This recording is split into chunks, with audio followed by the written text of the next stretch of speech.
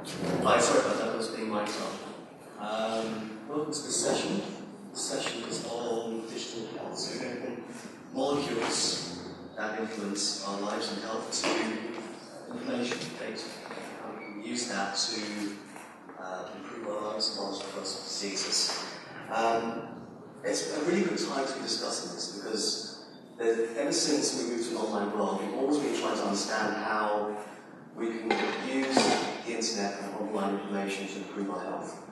And for the last 10 years, that's always been quite a slow process. It's not until the last few years where we've seen an explosion in apps and programs which can monitor our daily lives and generally provide information that doctors and researchers and we can use to improve our health.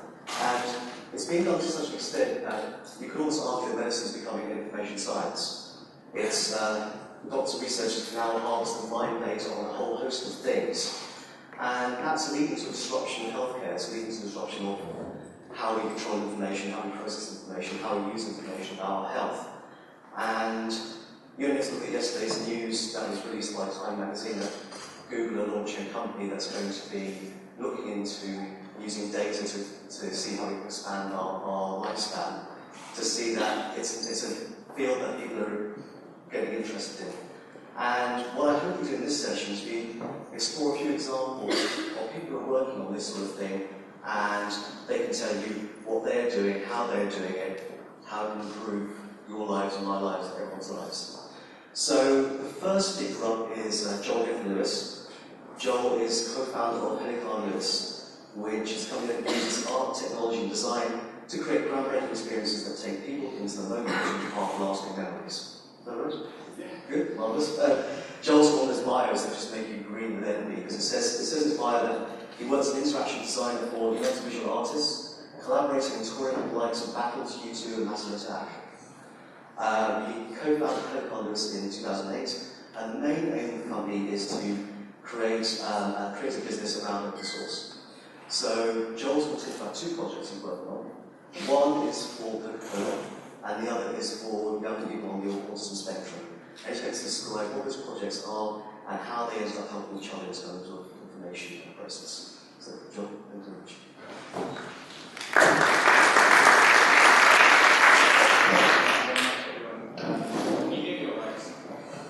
Yes? Good. Oh, there we go. What an amazing space we're in. Thank you so much for the invitation to be here, and also I wish my office and studio was like this. I think my ideas would be 10 times as good. So hellicar&lewis is me and my best friend Pete Hellicar. That's me on the right. Pete doesn't wear glasses, he just felt left out. So if you do see him around, don't be surprised if he doesn't wear glasses. What am I going to talk about today? I'm going to talk about, the title of the talk is Somantics, Coca-Cola and Feedback loops. I'm going to start off by talking about 3 things that we've learned in the last 5 years of hellicar&lewis, and then just finish up with a case study about this project that we've been doing ongoing for the last 5 years, which is called Somantics, which is all about making applications for young people and children on the autistic spectrum. So 3 things about hellicar&lewis. We've been going for 5 years. What do? We make loops, we make feedback loops between people, places and technology.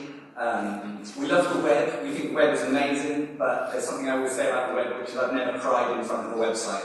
I guess that's kind of a provocation, but it's also a statement I think is important about where memories are made, and I think the real world is still definitely the killer app as it goes. This is one of my previous incarnations when I used to work for a company called United Visual Artists, going on tours with bands like Massive Attack and U2. This was a software system that I made for Massive Attack's tour in 2006. I went around the world, I was a roadie, it was quite terrifying. I was on the side of the stage nodding away, and the band, all the roadies used to make fun of me because I was actually into the band I was on tour with. They were into bands like Rush and Journey, who are awesome bands, but Massive Attack was much more my favourite thing. So what's going on here on the screen, you're seeing real-time output that's being driven by a musical performance. So instead of trying to play video back on the video screen, let's make software that allows musicians to literally play their music and make the visuals that output that. Doing that in very effective and simplistic ways, using audio reactivity. So the simplest example would be clap, clap, clap, flash, flash, flash, sing a bit louder, the lights get a bit brighter. But the thing that was interesting for me about going on the road was every night the lead singer of 3D Massive Attack 3D would take the microphone and he'd point it at the audience, and the audience would roar in approval and then notice spontaneously that the stage system was reacting to their voice, and they would kind of, as a whole, instantly realise that that interactive loop was happening, and that would make the band go more crazy, and then the crowd would go more crazy, then the stage would go more crazy. And these feedback loops that were enabled by taking simple technology into new contexts were really exciting to me. So, 3 years ago now, we made a project called the Hello Wall. This is a really, really low budget project. We were given £2,000 by a company called Wasted Spaces that commissions artworks in neglected areas of cities. So you can see here on the video, you can tweet at the Hello Wall a colour, a shape, and a direction, like smaller, bigger, faster, or something like that. And then the projection that was on the side of the building in Wembley for 2 weeks would change in response to your tweets. So, poorly exposed iPhone photograph, I apologise for, but there you can see there the triangles are falling in a second, they're going to turn into circles. Well, this was installed opposite a pub in Wembley, and the first day that we installed it, all the regulars in the pub turned out outside and started looking at it and swearing. I'm allowed to swear if anyone's of a nervous disposition, I apologise in advance. They said, "Fuck, you know, look at that, all that money being wasted on public art, and there's people starving in the streets. It's disgusting." We got abused by all these pub drinkers. We came back 2 weeks later, and they'd all got Twitter accounts, and they were battling to turn the screen red or blue. If it's supported Chelsea or Arsenal. And I think there's something very interesting there, which says that you can engage the public with technology and leading edge technology, but you have to put it into interfaces that make them likely to respond to it. Another thing that we noticed is that people were tweeting in from all over the world. People started tweeting from Australia and America, controlling this projection that was happening in some neglected corner of London, even though they couldn't see the result of what they were doing. Just the idea of it meant that they were engaged with it. Last year we made a project that was supported by Louis Vuitton that was installed in the turbine hall at the Tate Modern. And what we did in that project was we noticed what had happened with the Hello Wall, and we actually made a response happen back from the object itself. So the Hello Cube was this object that paid homage to the work of Yayoi Kusama, who had a retrospective in Tate Modern last year. They're beautiful mirror works, I don't know if you've seen them, and infinities. So what we did is we made this sculptural object that was of a fine art quality, placed a camera inside of it, and then allowed people to tweet into that object from anywhere in the world. So that, for example, you could tweet at the Hello Cube blue, the interior would turn blue, but then you get messaged back with a twit pic, an image of the result of your interaction. So a feedback loop between you and a piece of technology anywhere in the world. And the critical thing about that was that there was nothing technologically advanced about what we were doing there, but we did that based on our experience of experimentation and doing that in an open way. We make meta loops with everything that we do at hellicar&lewis because we open source absolutely everything that we do. Every single project we do, we give away everything that we've made. Not copyrighted materials like branding, something like that, but all the underlying technology is all completely available. So if you guys want a Hello Cube or a Hello Wall at home, please download it and send me a tweet about it. Why do we do that? Because we think it's morally the correct thing to do. I don't think it's morally right to sell software. I think it's wrong. Something that doesn't cost anything to duplicate shouldn't be charged for. Something that costs money to duplicate, like human brains or experience and things like that, consulting in other words, is totally justifiable to charge for. But I think it's important that more scientists, designers, and people who traditionally have not made moral decisions to make moral decisions. We were only following orders is something that I think history has shown not to be valid, and I think it's important that we all make more moral decisions in our professional lives. And it's important to remember that we're not doing it for the money, we're doing it for the joy of affecting the world and remodelling it in a way that we'd like to see it. So, another thing that we've learned at hellicar&lewis is the importance of real time. So that's all about making interactions that respond to people in real time. A good example of that is the Nightlights project that we did in 2009, which was a telecommunications brand in New Zealand came to us and said, we'd like to launch our rebrand, can you help us do it? So we said yes, covered the building in projections, and made 3 novel interactions that allowed people to interact directly with the rebrand and also the building and architecture as a whole. We had a body gesture system, we had a hand system, and also had an interactive system that would monitor all the backlights of all the mobile phones in the crowd, and from that allow them to generate particles. Well, I'll show you what we did. You can see here the projection setup process, but step 5 was to invite the public. We quite often see technology being demonstrated to us around the world, and quite often there's an instruction manual or plinth saying, this what you should do. If that's in your system or your solution that you provided to the public, you failed as a designer, engineer, or creative. There shouldn't be any possibility of failure in any interaction. This interaction doesn't need any explanation. It doesn't need an explanation why you would want to do it. Of course you want to go out there and see what it's like to be big on a building. Kids love it. Grannies love it. Everyone loves it. There's no argument. There's no don't do that. There's no explanation necessary or needed. The thrill of being bigger is obvious. And the feedback that comes back from making a real-time interactive response is something that is very powerful indeed. 3 minutes. Oh my goodness. Okay. I'll keep going.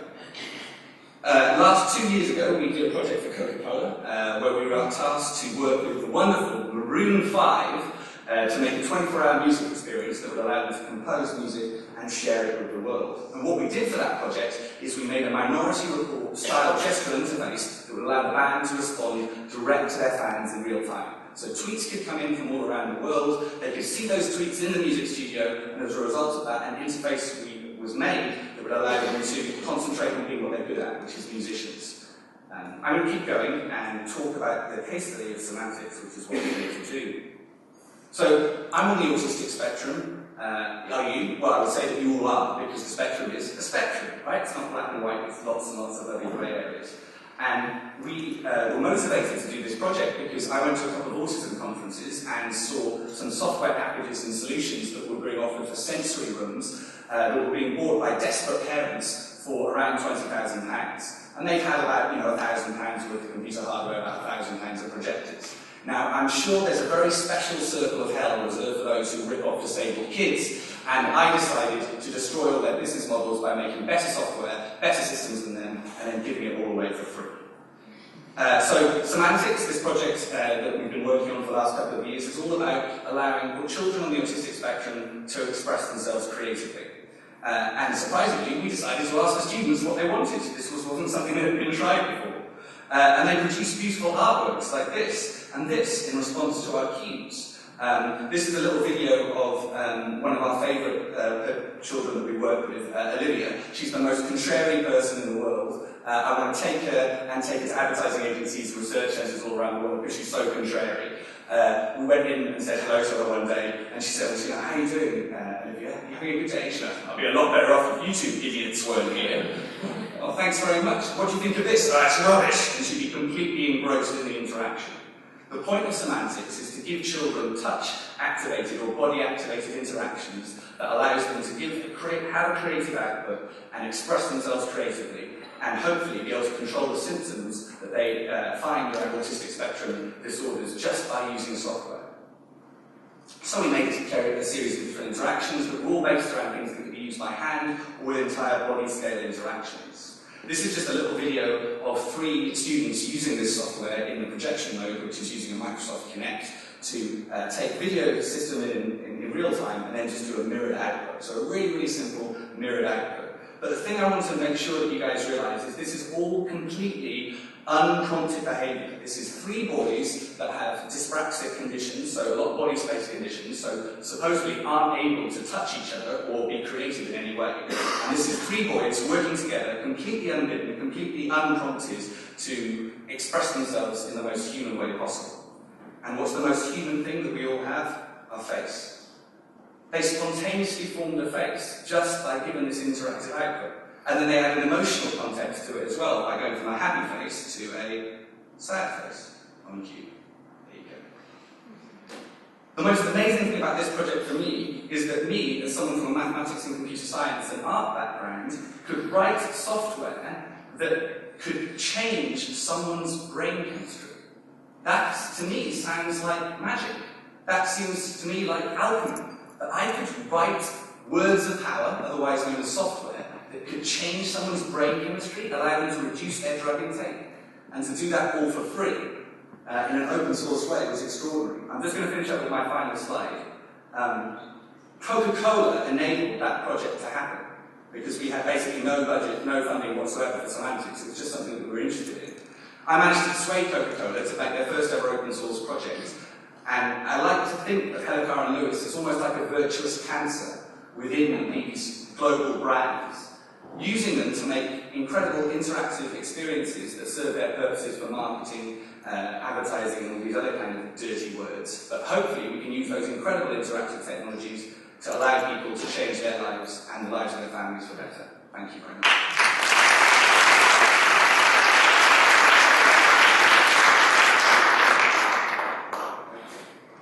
Thank you very much. That's a very inspiring way of demonstrating how openFrameworks happens with interaction and digital. Oh, thank you very much for that. Our next speaker is Seamus Bashir, who's the CEO of Cambridge Temperature Concepts and the inventor of the dual-fertility telemedicine system, which is a system that helps infertile parents to conceive naturally by providing continuous at-home fertility monitoring linked expert support. Seamus completed his PhD at Cambridge and has started companies that create new ways to analyse more data to solve existing problems. He's going to talk to us now about how he thinks digital health can cut the cost of healthcare by 90%.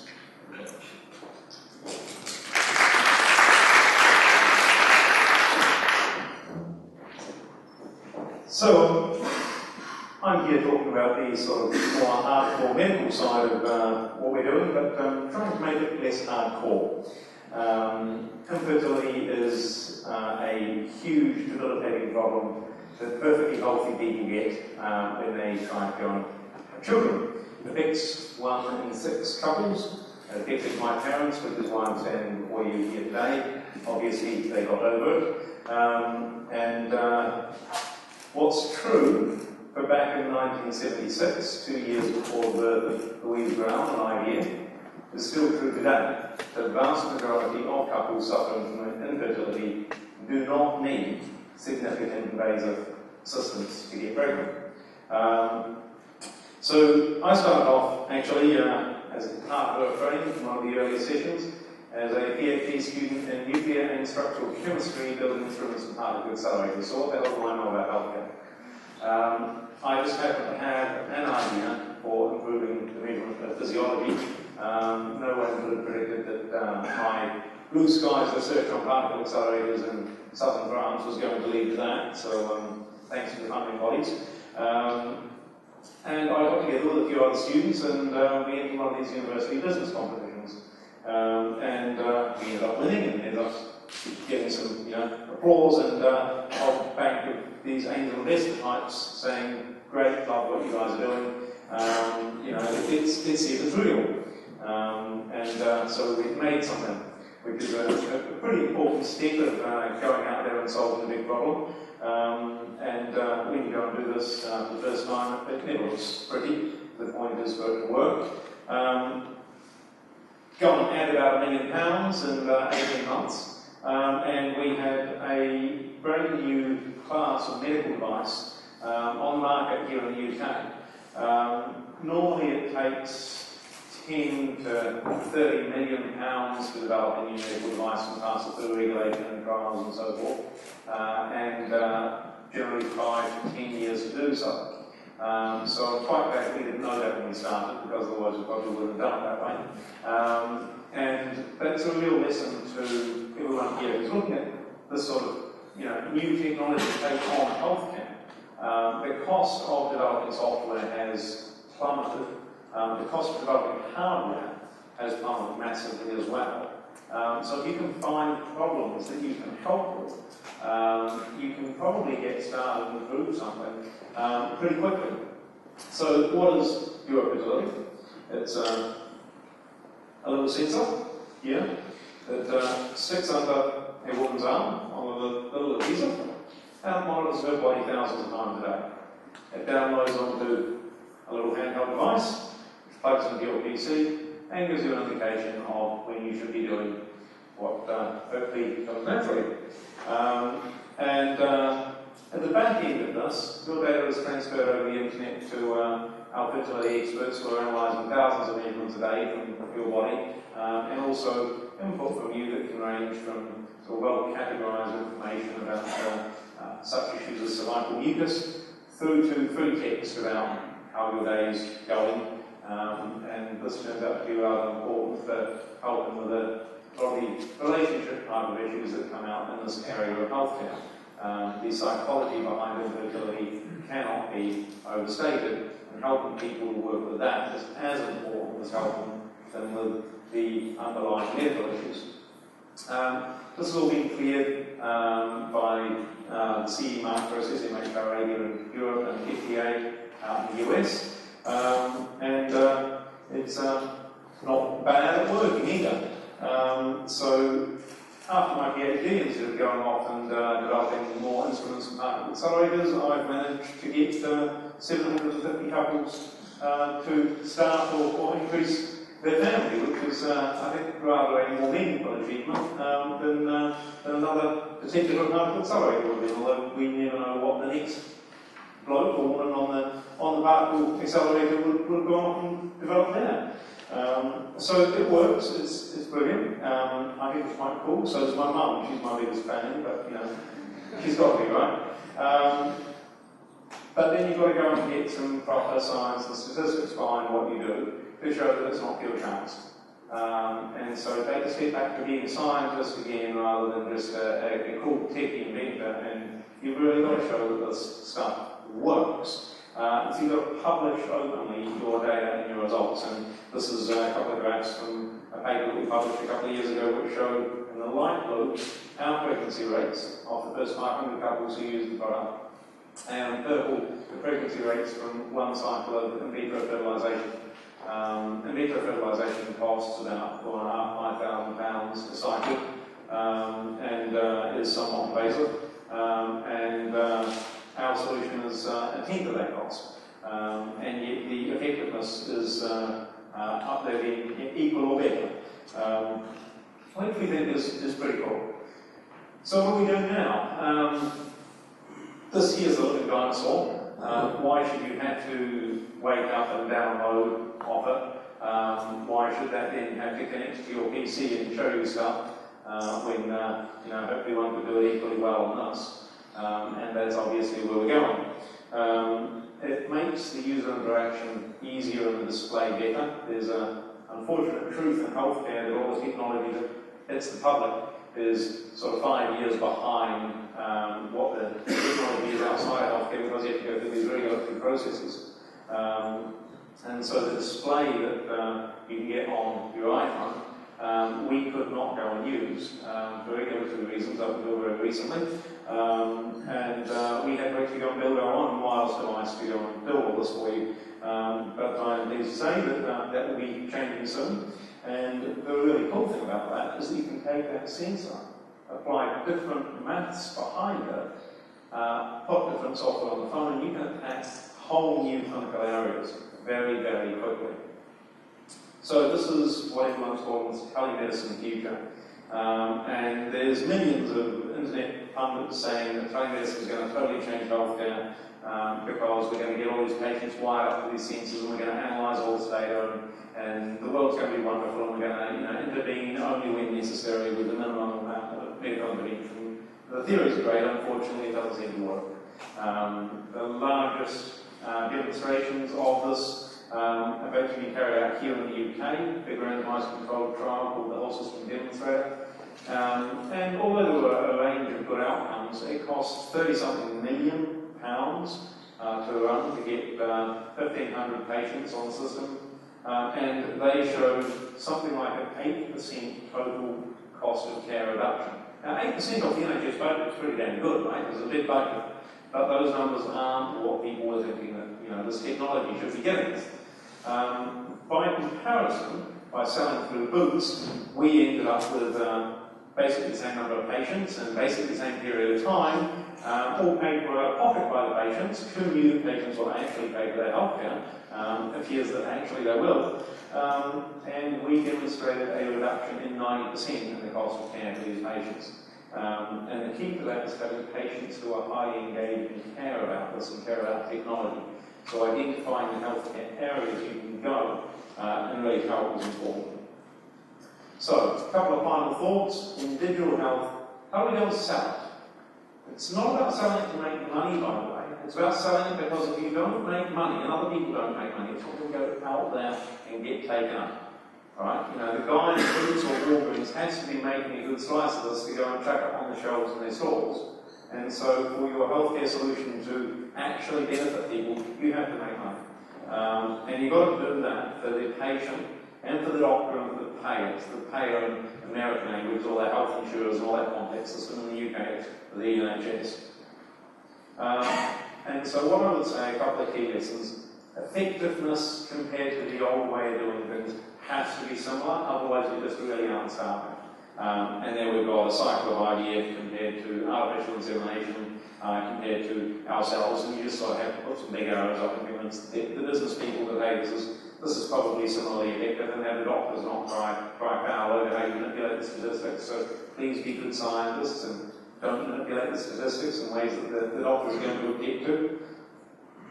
For the patient, it's got to be a bleedingly obvious saving, in our case, just the cost saving compared to IVF, the invasiveness and so on, is just absolutely there for the patient. But the doctor's got to care as well, otherwise they're not going to support it.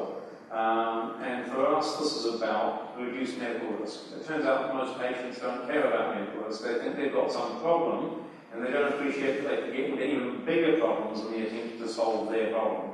And a lot of those bigger problems have low frequency of occurrence, and so they kind of hope things won't happen then. But the doctors see enough of these patients that this does really matter to them. And if you can work out where that doctor makes his money, for example, in our case, in delivering that baby, and you can help ensure that he can deliver that baby, or she can deliver that baby rather than sending it off to a high-risk specialist, then they're happy and they'll support you. And finally, for the person putting the bill at the end of the day, and healthcare is one of these massively complex areas about figuring out who's actually paying for stuff. It's got to be blatantly obvious that they're saving money. And you've got to cut this up in multiple ways. This is just the example of how we argue about these costs that are additional to the fertility treatment itself.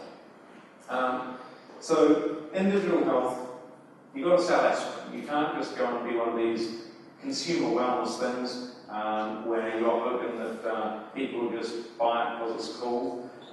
In my opinion, although 90% have done a really good job with the fuel ban, that actually gets people up and moving, that's great. Consumer wellness isn't the same as digital health, in my opinion. You've got to have proven effectiveness, and that enables robust regulatory approvals, which means that people take you seriously, and the payers will then be interested in the health savings that you can provide. So I will leave you with a message in digital health. To be a success, make sure your economics are clean and simple and stack up. Thank you.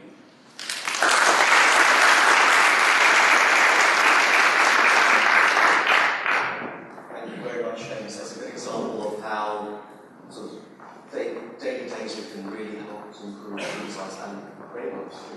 Yes. Our final speaker today is Paul Watson. Paul is Professor of Computer Science and Director of the Digital Institute at Newcastle University, where he leads a range of projects around cloud computing. His one project we're going to talk about today is SIDE, which is a Centre of Excellence in Social Inclusion through the Digital Economy, which is researching how advanced technologies can improve the lives of those in vulnerable groups, including old people, disabled people, and marginalised people. So please join me, welcome Paul.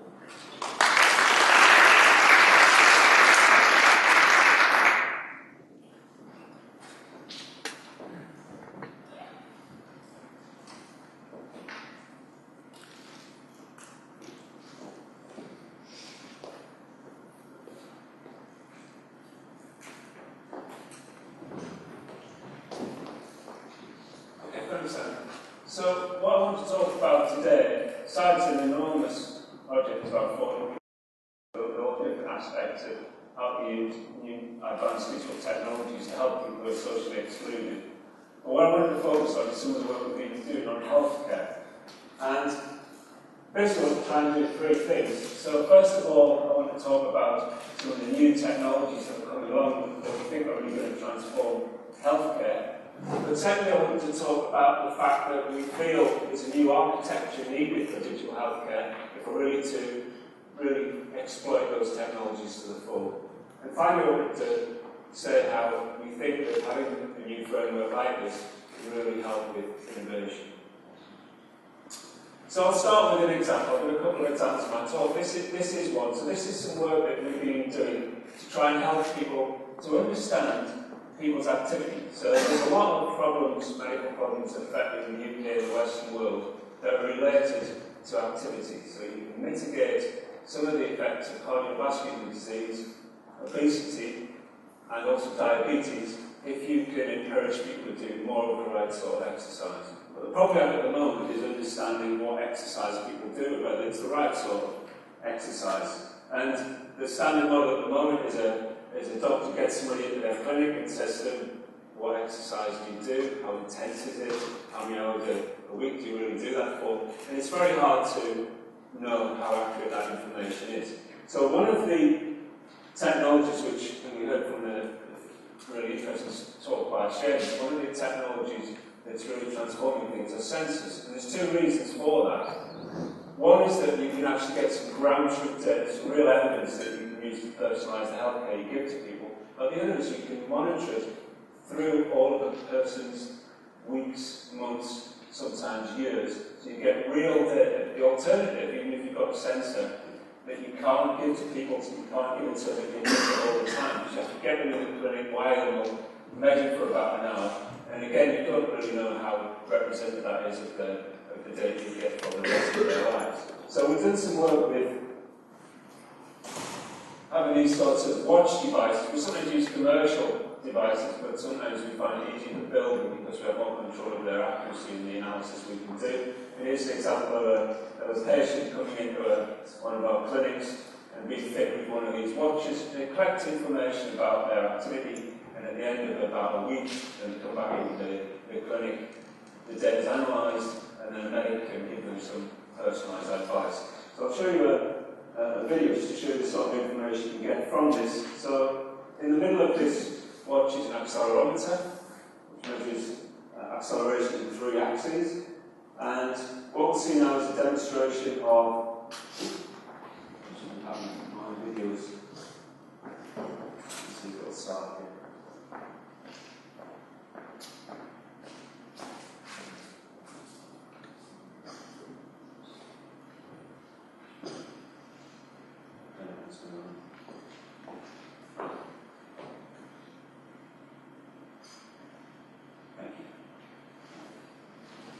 Probably the only person in the room who does not have a word in Mac.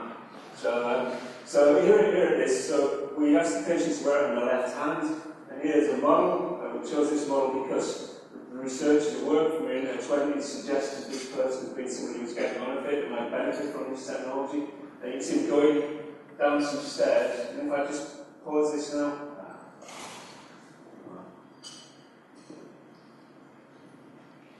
I need my glamorous assistant every time I pause the video when you get into about halfway.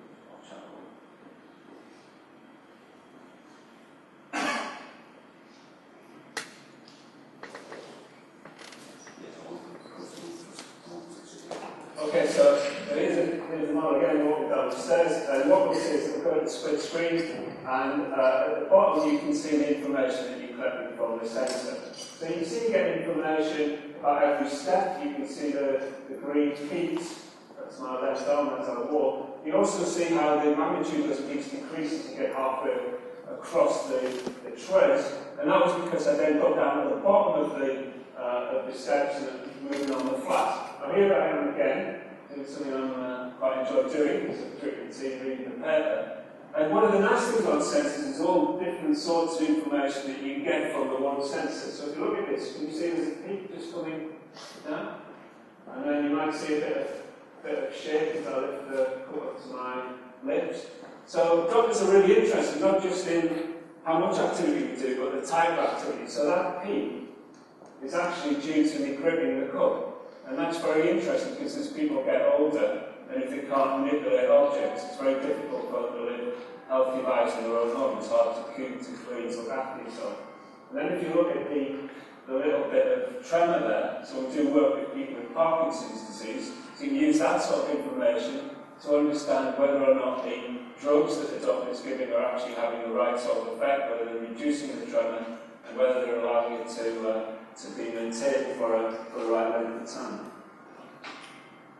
This is the second technology we think is really making a difference. So these are clouds. So that's the Microsoft facility that we use. There's about 20,000 computers in there. So whenever we collect data, we send it to a cloud, we grab the machines that we need, and we do the analysis. So the basic model that we have is something like this. It comes out of the watch. And then we can do lots of different sorts of analyses on the same data. So the lady just held a 3-minute sound for a moment to get a bit of extra time because of the glitch. So you can do lots of different analyses. You can grab the resources that you need over from the cloud. Sometimes we need to grab 200 machines for about 3 months to do the analysis we need across all of the data we collect. So this brings us to the sort of architecture that we think is important. So here it is. So basically you've got your sensors on the left-hand side, and it can be lots of different types. I've shown one, but we also use glucose sensors. You can fit Jameson sensor into this architecture as well. We collect data about individuals, we store and analyse that data, and that allows medics to give them personalised treatment. But at the bottom, what you need in order to understand the problems that people face is you need to collect data from populations of patients. So that's what we do in our repository. So we get the patients to allow us to take their data, we anonymise it, and we pool it together, and then researchers can do analysis across all of this data in order to look for patterns which indicate health problems, which indicate possible solutions. And once you know that, the reason why this is a virtuous circle, where there's an arrow going up in the other direction, is then you can then add that into the analysis you do on the data coming through from individual patients. So I'll end with one more video. I'm feeling lucky, so I'll try this video. Here it is. So this is some work we've been doing, which illustrates a third sort of technology, which is pervasive computing. So this is to try to help people with dementia. So, as we know, we've got a growing older population in the UK and the Western world, and one of the problems is that people get to the point where they can't carry out basic tasks in their own home because of short-term memory problems. And so what we have is a kitchen, which we use lots of sensors. So for example, here's a lady going to take a knife out of the cupboard, and there's a sensor, an accelerometer again in the handle. You can see the trace on the left there. And based on that trace, the system works out what the task is that the person's doing, in this case they're trying to put it on with, and gives them advice if they get stuck. So usually the system will only prompt if they get stuck at some point, but actually I've been running here with the sound on just so you get the idea. So here's a whisk, for example, so the lady's going to whisk the egg, and you can see again the trace, and you get these characteristic traces. So for example, with a knife, you can tell the difference between slicing, dicing, coring, cutting, peeling, just by analysing the data that comes off the accelerometer. Got accelerometers in the knobs of the hands on the cooker, so you can use 3D printers, so that you can take knobs off ordinary cookers, scan them, and produce a new version with 3D printed with an accelerometer in, put it back on again, and you've got some results that gives you extra information. So this is another example of using sensors and pervasive computing. We say pervasive computing because it's not as if somebody's interacting with a computer here to get them help. What's happening is the sensors are collecting information, analysing it, and then feeding it back as and when it's necessary. So those three technologies we think are going to be really important for the future. So sensors, cloud computing in order to store and analyse the data, and pervasive computing to try and understand what people are trying to do, and then to help them if they run into problems. Thank you.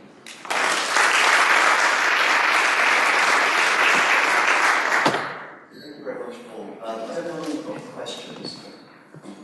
10 minutes, okay. We got the other time for it? Thank you.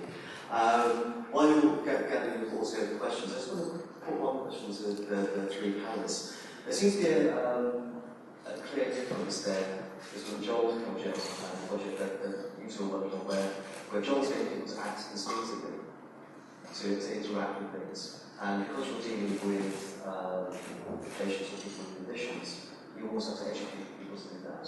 And if we are to get these devices or these data generating systems into the mainstream, what do we have to do to sort of convince a mainstream general public that these are important? I think there's a whole lot to learn actually from the types of work that we were talking about earlier, where people don't need to read a manual. Having built version 1 of our device with a manual that's this thick in order to go and satisfy the regulator of all the various things it does, we then analyse the data that comes back and find that if you make the software intuitive, people use the right functions. And people have learned that lesson now with the various apps that are out there on phones. You know, it's politely called reducing cognitive load, or alternatively making it so that a 3-year-old or your 90-year-old grandma can work it out. And sadly, with a lot of technology, the 3-year-old seems to win hands down, but the point is you can't go and make someone who's, you know, and their clinkies required to use this, particularly in healthcare, for leaving someone in their clinkies is often a stressful situation and not the best when they're trying to prepare for what you're doing. So the objective, I think, is to try and make healthcare technology that needs no manual, that is intuitive to use, and that figures out if it's not being used correctly. So, for example, our sensor works out if you aren't wearing it correctly, and downweights that data statistically so that we don't get messy data in our results. You can't complain to the user, but you can try and measure what the user's doing and compensate for that. Well, we have quite a lot of interaction design in our project, in fact, and we think it's really important because what's the point in having systems which would potentially help people unless people are able to interact with them or encourage to interact with them? For example, systems which encourage people to change their behaviour for the better. For that, we need exactly the sort of techniques that interaction designers like Joe work on. One thing I would say is that a lot of interaction designers are young people who focus their efforts on young people, and for the sorts of users that we work with, quite often you need to really understand the differences in how people access technology and access information. It changes as you get older, you have problems with information overload, you might not be so familiar with new technologies as our younger people. So I think what we need are more interaction designers who understand the needs of people in different environments. Joel, from your perspective, is that key, or is there more to be done?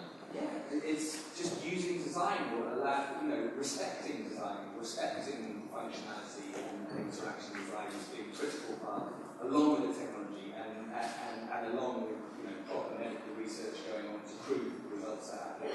It's like I think it was mentioned earlier on in some of the questions about needing more cross-disciplinary research, because anything that needs more money is more money to make research happen between different areas, because that is the places that haven't been explored. And if you think about all the possibilities for technology in terms of kind of possibility space, the least explored areas are the areas of crossover that have been more before. So let's try and make those kind of possibilities happen, and then the results will happen. Does anybody have any questions then also for the panel? Yes? I wanted to ask James more about what was it that made your results so stand out? Because as you mentioned, there's a lot of pilots that have gone into digital health and the results have been still generally unconvincing, whereas you have really staggering results. So was it that you had particularly good understanding of the biochemistry involved, the temperature difference, you were able to measure it more, or is it down to the design? And do you expect that if you're back here at another conference in 2 years' time, there'll be many more people with similarly good results to you, or are you an exception? I hope I'm not an exception. In fact, my next couple of years of work is to go and develop this core technology in multiple other application areas, so I hope that fertility alone is not an exception. I believe one key factor to it is making sure that the patient wants the technology and wants the help. In a lot of the work that's being done, people are trying to use technology to solve fundamentally problems of compliance for non-compliant patients who don't want to be compliant. So if you think about obesity-related problems, it is very hard for someone, no matter how much they verbalise that they want to solve that problem, to actually undertake action around that when it requires thought. That that's the sort of problem that needs to be solved in a very different way, as we were hearing earlier. So you need to pick your problem. And you need to pick a problem that you believe that this type of technology is actually likely to help them. And when we started this project, we actually thought we were going to make a device that would help screen patients to work out who should go for IVF. We were quite stunned to find that our screening process was as effective as IVF itself. So we didn't believe that that was actually where we were going to end up. So in some sense we got a bit lucky in understanding our patient population in particular, and building a particularly effective system for them. There's a question of that. Hi, I'm Miles from Imperial College. So, a lot of diseases are confirmed by diagnostic markers of blood and urine. Typically, maybe users don't know much about it. But we ever see devices that can tap into these markers, typically associated with more serious disease. So we actually do something very much along those lines. The traditional mechanism for working out whether a woman is going to live her days is by urine measurements, looking at the hormone, luteinizing hormone and progesterone, luteinizing hormone in the urine, progesterone in the blood. And our sensor is measuring a proxy for that, which is worse for an individual measurement. But we then take thousands of measurements a day and do a whole bunch of number crunching against this one and the several thousand in our database that are somewhat similar in order to compensate for the fact that any one individual measurement is worse than if you were to directly measure the blood or urine system. I think that's about all for Q&A. I don't want to stop people from their coffee or refreshments. So, thanks very much for your attention, and join me in thanking once again our three panel members.